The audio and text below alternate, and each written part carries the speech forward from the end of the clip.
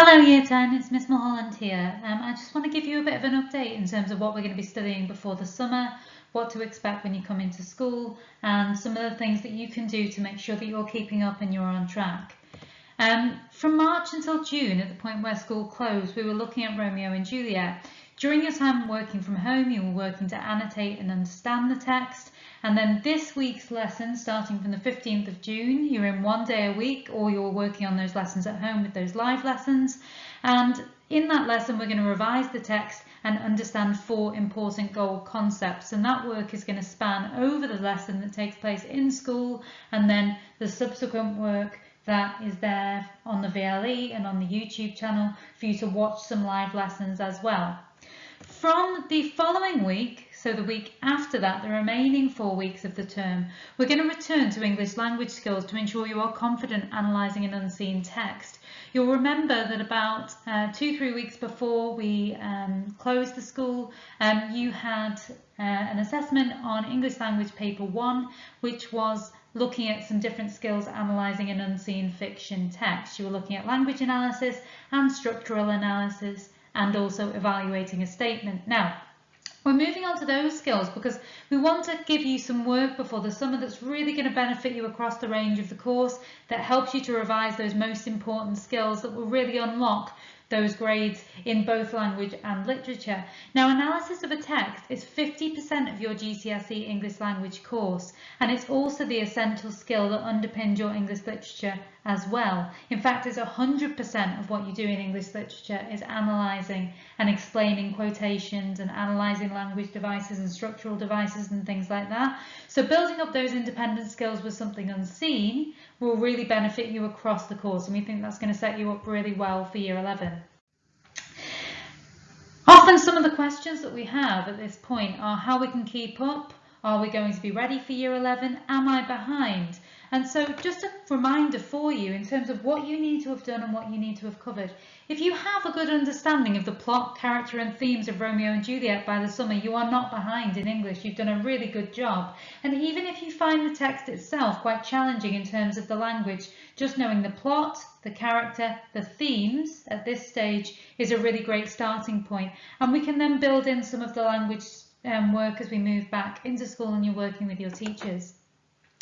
Not only that, the #1 skill of English language and English literature is that ability to write in good, clear Peel paragraphs. So if you're regularly practicing Peel paragraphs using the gold quotations that we've talked about, the ones that are on your list for Romeo and Juliet, that is the skill that is most important. Those are the quotations you're going to use all the time in that form of assessment.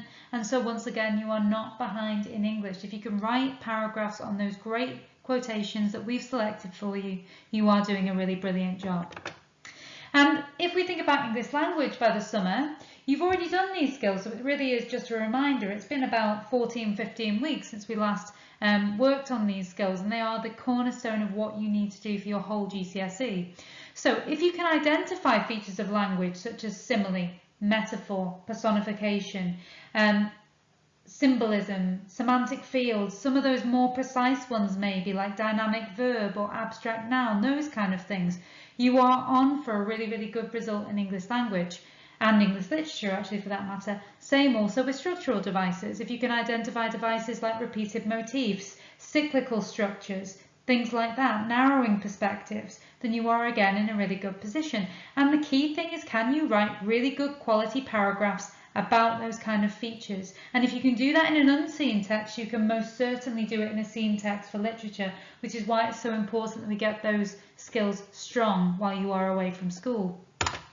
So you can do it, absolutely, and we need to remember that English is a subject that students across the whole ability range do really, really well in, and actually English literature in particular is one where students often perform well above their target grade. So it is about what you put in, not necessarily about the set that you're in, not necessarily about what you perceive to be your target grade or your ability or anything like that. If you focus on these skills, you will get a really good result at the end, regardless of whether we are in school or whether you're working on that independently at home.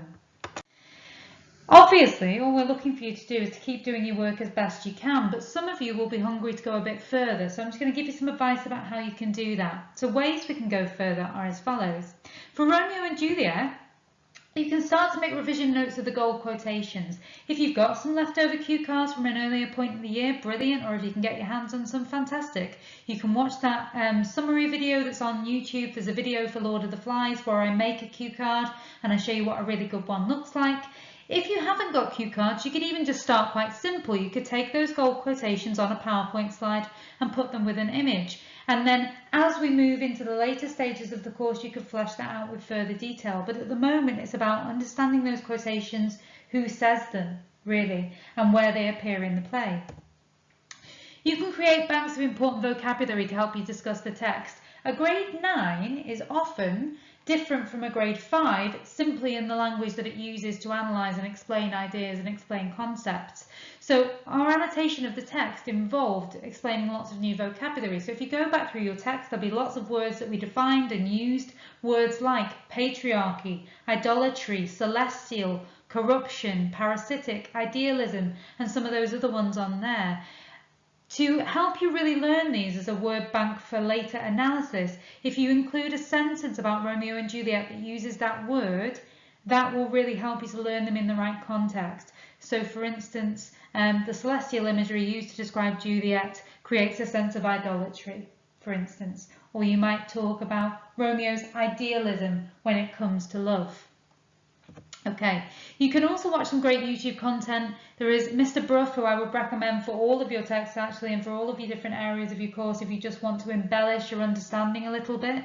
He goes into even further depth because his is more kind of lecture style rather than we would do in a lesson style. And particularly on there, if you're really interested in achieving those top grades, he has 2 full mark exemplar answers that he goes through live and shows you why they would achieve the top mark for Romeo and Juliet. So I would definitely recommend those. A real ambitious higher challenge is to create your own extract question. Now this really is a measure of how well you know the text.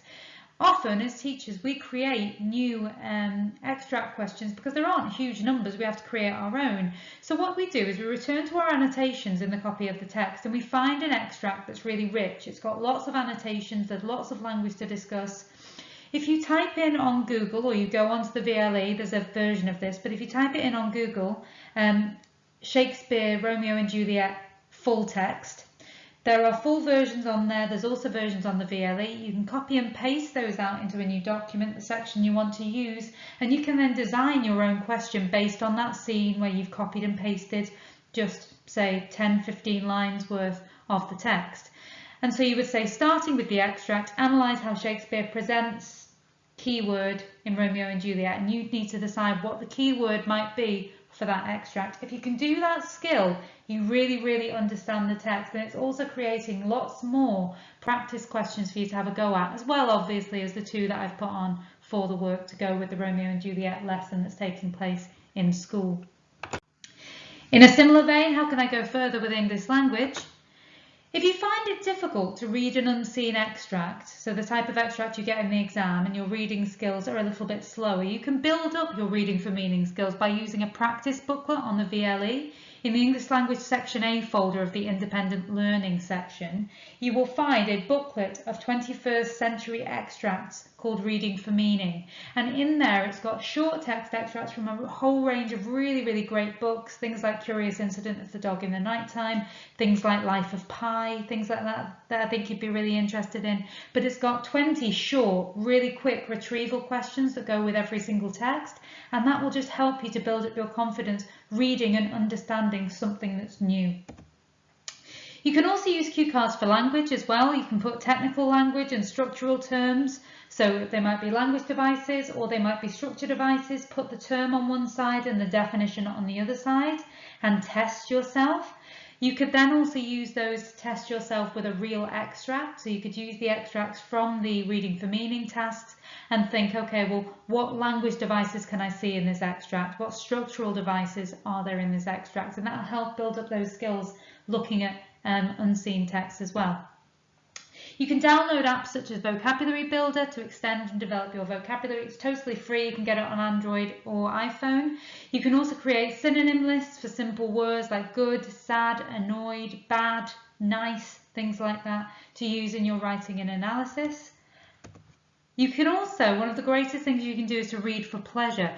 Not only is it great for relaxation, it's great for building up your vocabulary, it's great for building up reading proficiency generally. All the most successful people in the world, one of the key habits that they have is reading regularly, and it also tells us how well students are going to do across all their GCSEs. If a student is reading, the likelihood is they'll do well in every single GCSE they sit, because so many of your GCSEs include understanding text that you read. So there's a recommending reading folder in the booklet. There's also some written tasks if you want to practice your writing skills that go with those. Of course, exam practice is the #1 thing, so there are more exam papers up on the VLA for you to have a go at if you choose to. You can practice exam papers in time conditions. If you took your books and your folders with you before the break, you can look over previous exams and targets. You could even redo some of those answers. But those are just some of the things that you can do. Okay, so good luck in all of your work ahead of the summer. I hope to see some of you very soon. And all we ask and all that we recommend is just that you keep doing your best that you can with your work and focusing on keeping up to date and just those few key things that will help to make sure, remember that slide we talked about earlier, if you do those things, you are not behind in English. Well done.